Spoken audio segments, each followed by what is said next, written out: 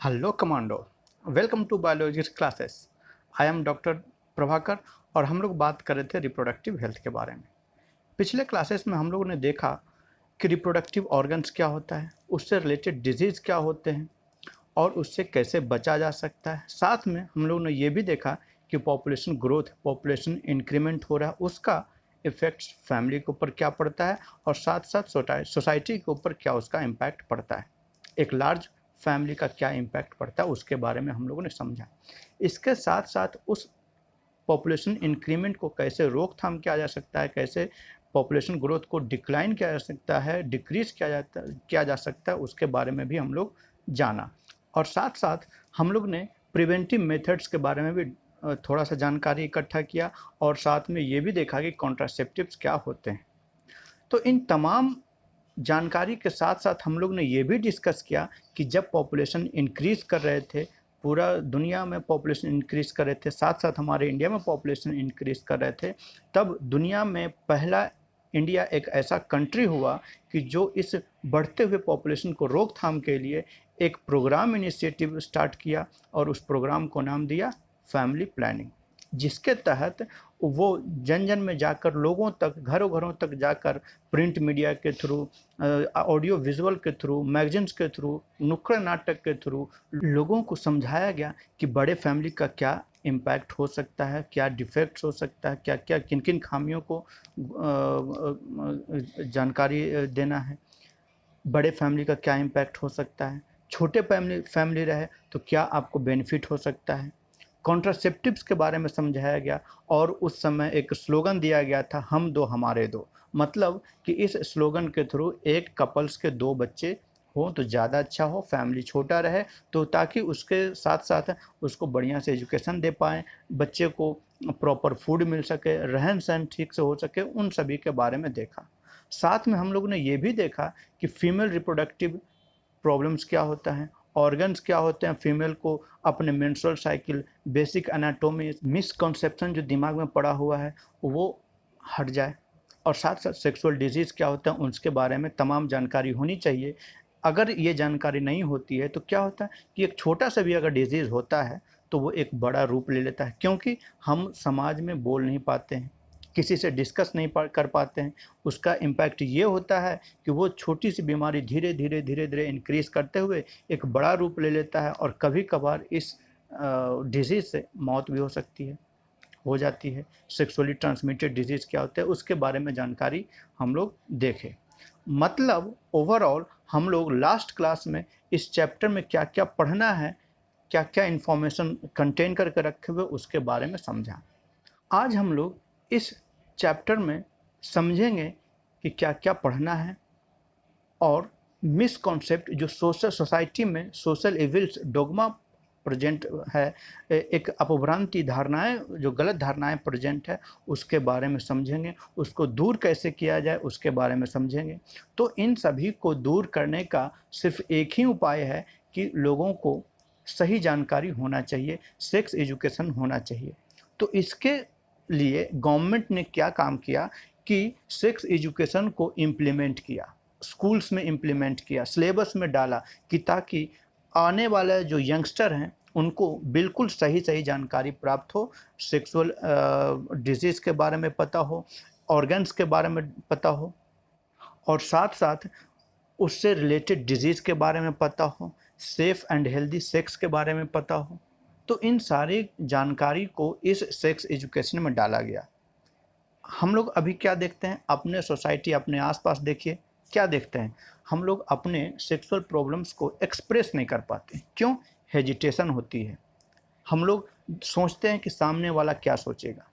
Sexual problem को हम लोग किसी से डिस्कस नहीं कर पाते हैं। इसका रिजल्ट क्या होता है कि अगर कोई सेक्सुअल प्रॉब्लम हुआ तो उससे धीरे धीरे धीरे धीरे बढ़ना शुरू हो जाता है, एक विकराल रूप ले लेता है और जिसके कारण कभी कभार इतना फैटल हो जाता है कि पेशेंट्स की डेथ हो जाती है। ठीक है। और अगर डिस्कस करते भी हैं तो अपने पेरेंट्स से नहीं डिस्कस करते हैं, डॉक्टर के पास नहीं जाते हैं और डिस्कस किससे करते हैं? फ्रेंड से डिस्कस करते हैं, फ्रेंड सर्किल में डिस्कस करते हैं, वो भी कभी कभार। मतलब हमारे सोसाइटी में ऐसे तबके के लोग हैं, मेजॉरिटी जो सोसाइटी में लोग हैं, उनको जानकारी कहाँ से मिलती है?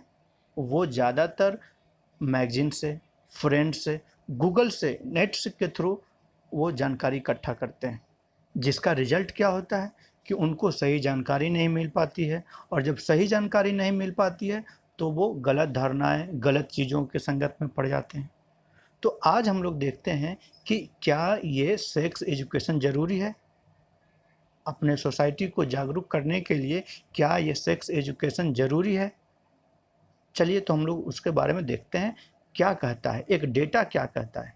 ये एक डेटा है, इंडियन डेटा है, ये भी गौर करने वाली बात है कि हमारे समाज में 59% ऐसे लोग हैं कि जो जानकारी कहाँ से मिलती है उनको? फ्रेंड सर्किल से मिलती है, अपने फ्रेंड सर्किल से मिलती है।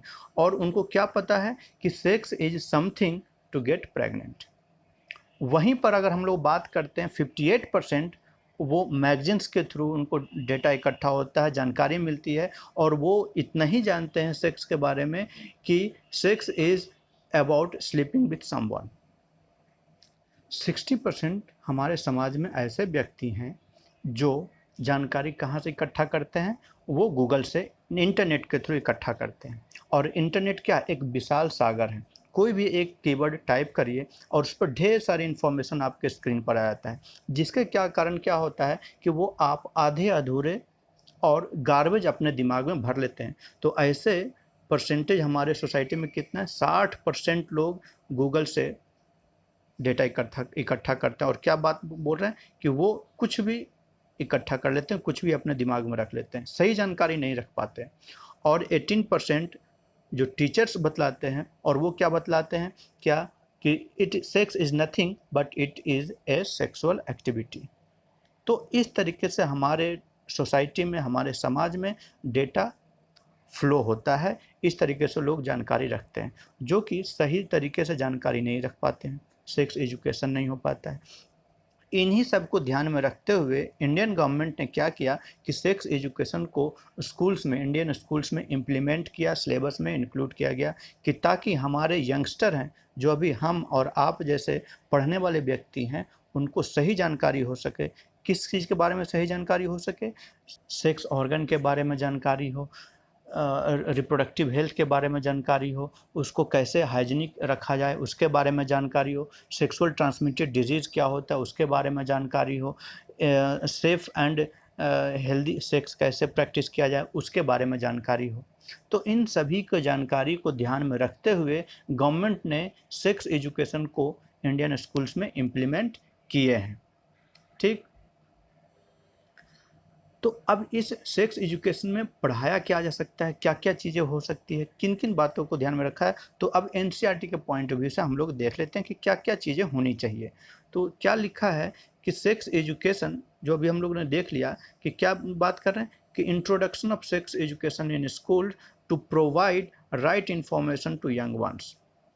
और साथ-साथ जो गलत धारणाएँ, जो गलत दिमाग में कूड़े-कबाड़ भरे हुए हैं, सेक्स प्रॉब्लम से रिलेटेड, सेक्सुअल डिजीज़ के बारे में, उन सभी को हटाने के लिए, मिथ्स को हटाने के लिए, उन सभी को सेक्स रिलेटेड एस्पेक्ट्स को दूर करने के लिए जानकारी होनी चाहिए।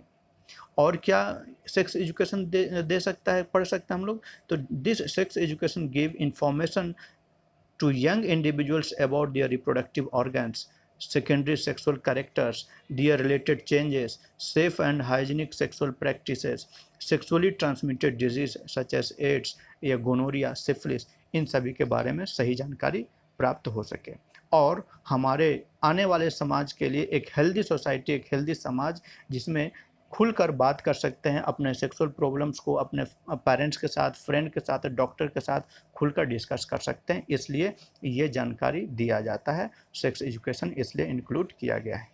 ओके फ्रेंड्स, चलिए तो हम लोग आगे देखते हैं। और इन सभी के साथ साथ क्या हम लोग देखते हैं कि जो हमारा सोसाइटी है, आज का सोसाइटी अगर की बात करते हैं, तो क्या देखते हैं कि सेक्सुअल अब्यूज़ बढ़े हुए हैं, सेक्सुअल क्राइम्स बढ़े हुए हैं, सेक्स रिलेटेड क्राइम्स बढ़े हुए हैं, use of drugs, alcohols, tobacco, इन सभी का यूज़ बढ़ा हुआ है, जिसके कारण क्या होता है, उसका इम्पैक्ट हमारे सोसाइटी के ऊपर, हमारे समाज के ऊपर पड़ता है। इसके कारण अभी आए दिन पेपर में देखिएगा क्या कि सेक्स रिलेटेड क्राइम्स बढ़े हुए हैं, रेप की संख्या बढ़ी हुई है। तो इन सभी को बढ़ावा दिया जाता है। तो क्यों? क्योंकि हमारे सोसाइटी अभी इतना अवेयर नहीं है, इन प्रॉब्लम से रिलेटेड, सेक्स प्रॉब्लम से रिलेटेड जानकारी नहीं रखे हुए है। इसलिए ये एजुकेशन ज़रूरी है, सोसाइटी को जागरूक करने के लिए, अवेयर करने के लिए ज़रूरी हो गया है। इसके साथ साथ बर्थ कंट्रोल के बारे में पता होना चाहिए कि बर्थ कंट्रोल कैसे किया जा सकता है, प्रिवेंटिव मेजर्स क्या ले सकते हैं, कॉन्ट्रासेप्टिव यूज़ कैसे करते हैं, और जो कॉन्ट्रासेप्टिव हम लोग यूज़ करते हैं उसकी क्या क्या खासियत होनी चाहिए। तो कॉन्ट्रासेप्टिव्स अगर यूज़ करते हैं तो क्या क्या खासियत होनी चाहिए? होनी चाहिए कि वो यूज़र फ्रेंडली होना चाहिए, ईजिली अवेलेबल होना चाहिए, एट वेरी चीप कॉस्ट, सस्ता होना चाहिए। इसके साथ साथ वो अगर यूज़ करते हैं, कॉन्ट्रासेप्टिव यूज़ करते हैं, तो उनका कोई साइड इफ़ेक्ट्स नहीं होना चाहिए, और वो रिवर्सिबल होना चाहिए कि ताकि जब हम चाइल्ड प्लान करें तो उसका इम्पैक्ट हमारे सेक्सुअल डिज़ायर्स के ऊपर, हमारे सेक्सुअल एक्ट्स के ऊपर वो कोई प्रभाव ना पड़े और वो कोई हैम्पर क्रिएट ना करे। ठीक है, तो इन तमाम जानकारी के साथ साथ बर्थ कंट्रोल कैसे किया जाता है उसके बारे में डिस्कस कर बताया जाता है सेक्स एजुकेशन में।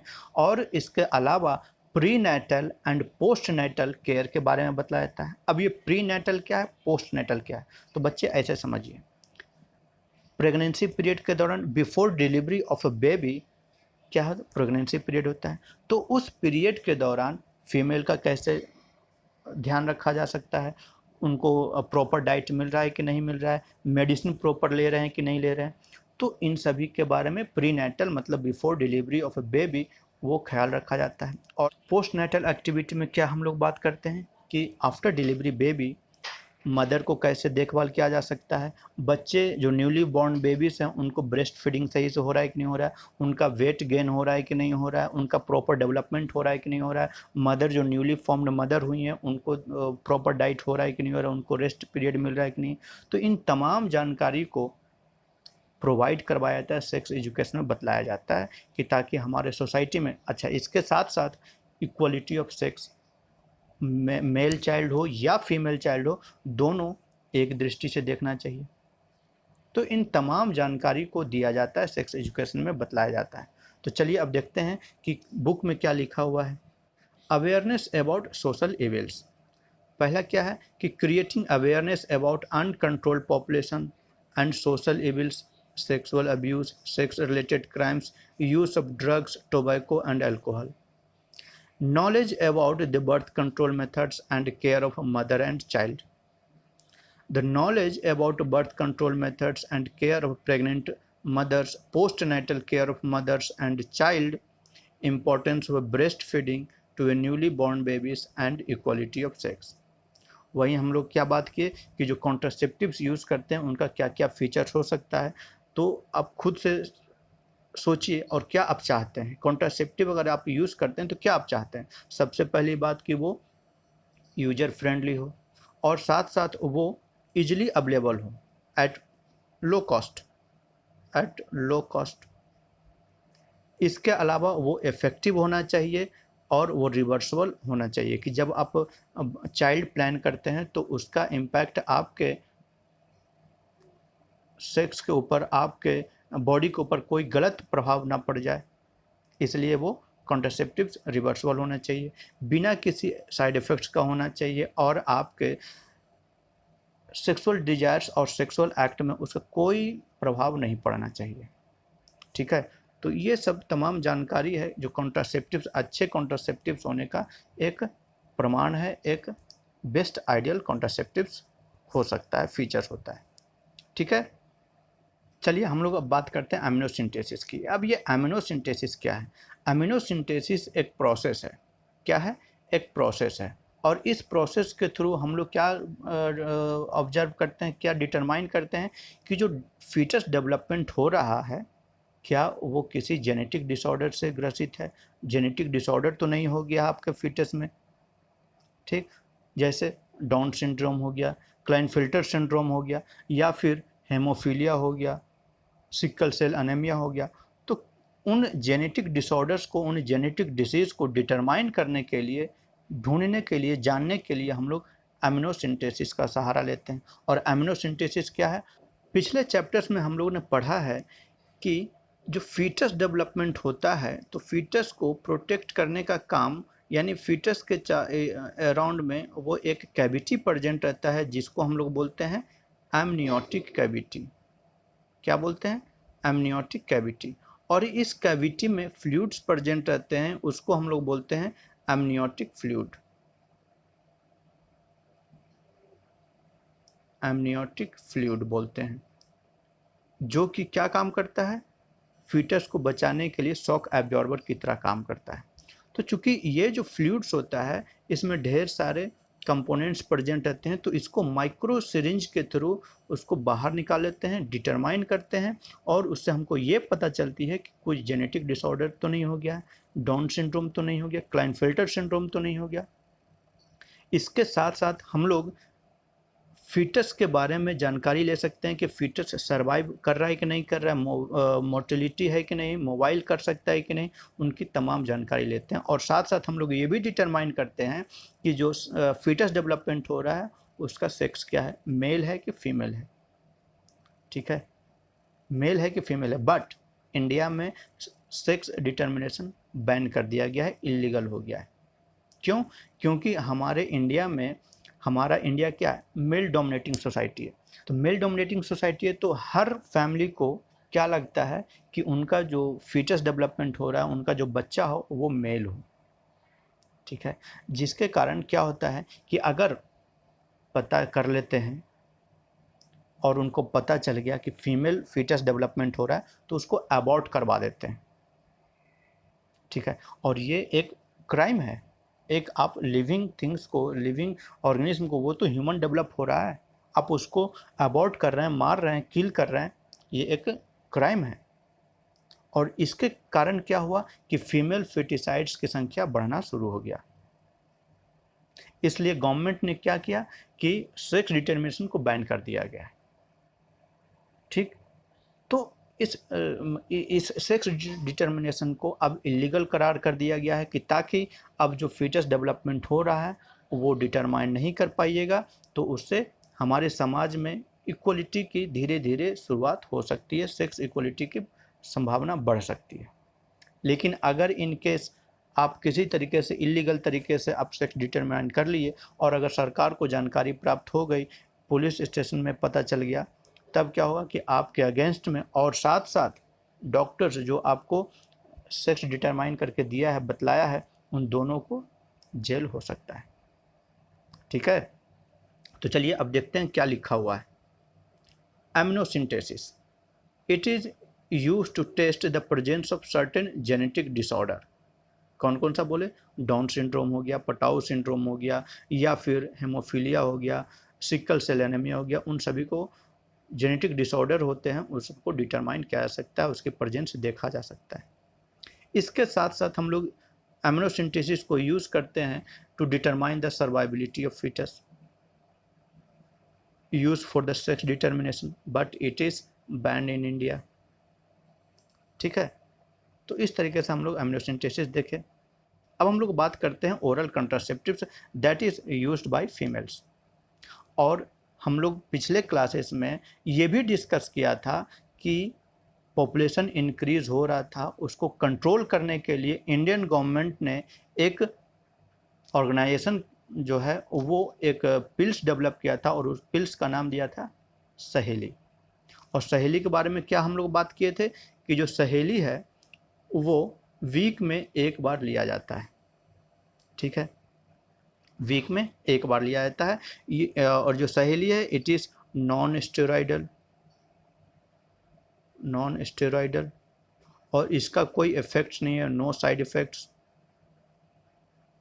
इफ़ेक्ट्स। ठीक है, तो और सबसे पहली बात कि इसको डेवलप किसने किया, ये बहुत इंपॉर्टेंट है बच्चे, बहुत इंपॉर्टेंट है। ये पूछा गया है, बहुत बार पूछा गया है कि दिस सहेली pills is developed by the scientist at central drug research institute. Central drug research institute, जिसको हम लोग शॉर्ट में CDRI बोलते हैं, लखनऊ में स्थित है, वो डेवलप किया पिल्स को। ठीक है। तो पिल्स की खासियत क्या हुआ कि it is non steroidal, it has no side effects और वेरी लेस साइड इफ़ेक्ट्स। इसको वीक में वंस लिया जाता है, इसलिए वीकली पिल्स भी इसको बोलते हैं। बट यहाँ पर ध्यान दीजिएगा कि सबसे पहला जो 3 ट्राइमेस्टर होता है, 3 महीने का पहला पीरियड जो होता है, उस दौरान वीक में 2 पिल्स लेने होते हैं। इसके बाद हर महीने फिर मतलब वीक में एक बार लिया जा सकता है। अच्छा, इसका मोड ऑफ अच्छा इसका केमिकल नेम क्या है? इस डायग्राम से हम लोग एक क्वेश्चन 2 क्वेश्चन सॉल्व कर सकते हैं, इसलिए डायग्राम दिया है। देखिए क्या दिया हुआ है कि इसका जो केमिकल नाम है वो क्या है? सेंट क्रोमैन। सेंट क्रोमैन इसका केमिकल कंपोजिशन का केमिकल नाम है। ये बहुत बार पूछा है, ये बहुत बार पूछा है स्टूडेंट्स, फ्रेंड्स, बहुत बार पूछा है बच्चे, इसको ज़रूर याद रखिएगा। और दूसरा क्या है कि वंस इन ए वीक, इसको और दूसरे शब्दों में सहेली को वंस इन ए वीक बोला जाता है। ठीक है, तो चलिए अब देखिए क्या लिखा हुआ है। इसके बारे में अभी और हम लोग अभी पढ़ेंगे कि कैसे इसका मोड ऑफ एक्शन होता है, उसके बारे में भी पढ़ेंगे। तो चलिए पहले इस स्लाइड में क्या है वो देख लेते हैं कि क्या है कि oral contraceptives for female, that is सहेली।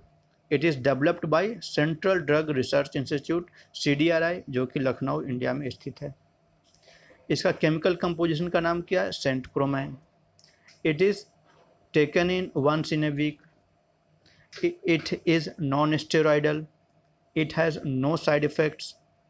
चलिए देखिए क्या क्या लिखा है और क्या क्या लिखा हुआ है, जो हम लोग देख लिए, सब कुछ बात कर लिए। इट्स केमिकल नेम इज़ ऑर्मेलोक्साफिन और Saint क्रोमैन। It is a non-steroidal preparation, also called once a week pill. It is also used for dysfunction uterine bleeding. और ये किस तरीके से एक्शन करता है? तो मोड ऑफ एक्शन या मैकेनिज्म ऑफ एक्शन की बात करते हैं। तो हम लोग लास्ट चैप्टर में हम लोग ने पढ़ा था कि मेंस्ट्रुअल पीरियड्स के दौरान 2 प्रोसेस एक साथ होता है। क्या क्या होता है? ओवरी में ओव्यूलेशन होता है, मतलब कि एग प्रोडक्शन होता है, एग प्रोडक्शन होता है। वहीं पर अगर यूट्रस की बात करते हैं तो यूट्रस में क्या होता है? वहाँ पर इंडोमेट्रियम वॉल जो होता है वो थिकनिंग होती है। तो thickening of wall, uterus wall, ये दोनों एक साथ होता है, सिंक्रोनाइज्ड वे में होता है। ठीक है, तो ये जो सहेली क्या काम करता है कि ये सिंक्रोनाइज को तोड़ देता है, डिसरप्ट कर देता है। मतलब क्या हुआ कि अगर यूट्राइन वॉल थिक होना शुरू हो गया, अच्छा ये थिक किस लिए होता है? तो to receive the zygotes for implantation, इसलिए होता है। तो अगर ये थिकनिंग जब हो रहा है तो उस समय एग रिलीज ना हो, तब ये एक्शन काम कर सकता है, प्रिवेंट इम्प्लांटेशन को रोक सकता है। या फिर जब एग रिलीज हो रहा हो उस समय जो एंडोमेट्रियम वॉल थिकनिंग हो रहा है उसको होने ही ना दिया जाए, और जब थिक नहीं होगा तो वो आकर इम्प्लांट नहीं हो पाएगा। इस तरीके से क्या बोले कि सहेली सिंक्रोनाइजेशन को तोड़ दिया, डिस्टर्ब कर दिया, किसके बीच में? ओव्यूलेशन और यूट्राइन डेवलपमेंट, यूट्राइन वॉल का जो डेवलपमेंट हो रहा था उसको एसिंक्रोनाइज कर दिया। कैसे एसिंक्रोनाइज किया? कि वो एस्ट्रोजन को ब्लॉक कर दिया, और एस्ट्रोजन को ब्लॉक कर देने से क्या हुआ कि जो एग है फाइनली वो इम्प्लांट नहीं हो पाएगा। और साथ साथ इसके साथ साथ ये भी काम करता है कि जब एग मूव कर रहा है फैलोपियन ट्यूब के थ्रू तो उसकी जो स्पीड है वो स्पीड अप कर देता है, बढ़ा देता है, जिसके कारण क्या होता है कि वो इम्प्लांट नहीं कर पाएगा, उस समय एंडोमेट्रियम थिक नहीं हो पाएगा उतना, और वो इम्प्लांट नहीं हो पाएगा, और जिसके कारण वो सर्विक्स और वेजाइना के थ्रू बाहर निकल जाएंगे। ठीक है, तो चलिए अब देख लेते हैं कि क्या क्या लिखा हुआ है। देखिए क्या लिखा हुआ है। mechanism of action, asynchrony between ovulation and development of uterine lining by blocking estrogen। अच्छा, ये by blocking estrogen से यहाँ से भी क्वेश्चन पूछा हुआ है, इसलिए स्टार मार्क कर लीजिए, बहुत इंपॉर्टेंट है। और जिसका कारण क्या होता है? Which prevents egg implantation. It also speed the transport of egg through fallopian tube and result क्या है? Implantation is not possible. इसके बारे में हम लोग ये भी बात किए थे कि जो सहेली है उसका कोई साइड इफ़ेक्ट्स नहीं होता है, very few side effects and high contraceptive value. ठीक है, तो आज हम लोग इस चैप्टर में क्या देखें कि सेक्स एजुकेशन क्यों ज़रूरी है, प्री नेटल और पोस्ट नेटल केयरिंग कैसे की जा सकती है, सोसाइटी को कैसे एक हेल्दी सोसाइटी बनाया जा सकता है, कॉन्ट्रासेप्टिव्स, ओरल कॉन्ट्रासेप्टिव्स में हम लोग सहेली के बारे में डिस्कस किए। नेक्स्ट क्लास में हम लोग कॉन्ट्रासेप्टिव मेथड्स के बारे में डिस्कस करेंगे, डिटेल जानेंगे कि क्या कॉन्ट्रासेप्टिव मेथड्स होते हैं, किन किन तरीके से हम लोग पॉपुलेशन इंक्रीमेंट को, पॉपुलेशन ग्रोथ को रोक सकते हैं, उसके बारे में चर्चा करेंगे, डिस्कस करेंगे। तब तक पढ़ते रहिए friends. Have a nice day. Thank you.